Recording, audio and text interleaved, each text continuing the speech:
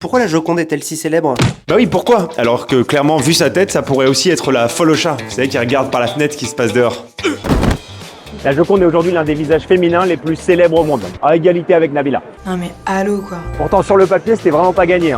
C'est le portrait d'une inconnue et la taille du tableau est ridicule, 77 sur 53 cm. À titre de comparaison, le sexe de la baleine bleue peut atteindre 3 mètres. Mais on s'égare. Alors pourquoi la Joconde est-elle si célèbre? Léonard de Vinci était talentueux ce con. Et il a utilisé des techniques qu'on qualifiait déjà à l'époque de techniques de bâtard. La perspective atmosphérique pour rendre les objets lointains plus flous. Un peu comme le mode cinématique de l'iPhone.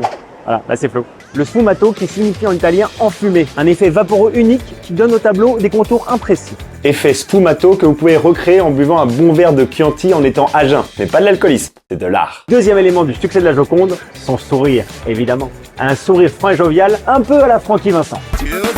Du calme mon Francky. Pourquoi ce sourire qui n'en est pas vraiment un? Eh ben des dizaines de théories existent à ce sujet. Asthme, syphilis, paralysie faciale, sourire maternel de femme enceinte, absence de dents, excès de cholestérol, tendance à la dépression.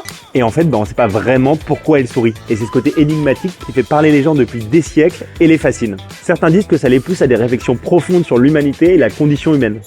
Pourquoi la tartine qui tombe atterrit-elle systématiquement du côté de la confiture? Pourquoi les lingettes éliminent toujours seulement 99,9% des bactéries? Troisième élément de sa notoriété de malade, le vol du tableau en 1911 qui fait la une des journaux et attire l'attention du monde entier. Quand elle est retrouvée 2 ans plus tard, eh ben, tout le monde est trop content, c'est une immense fête. La fiesta, comme dirait De Vinci.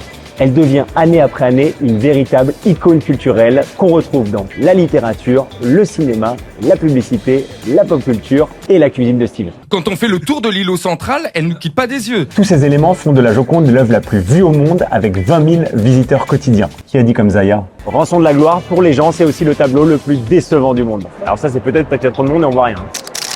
Ouah, c'est laid! Maintenant, tu sais pourquoi la Joconde est aussi célèbre. D'ailleurs, dites-moi en commentaire, à votre avis, pourquoi elle a ce sourire crispé, la Joconde? Moi, je pense que c'est parce qu'elle s'est rappelé que Léonard lui devait de la thune, ce gros rat.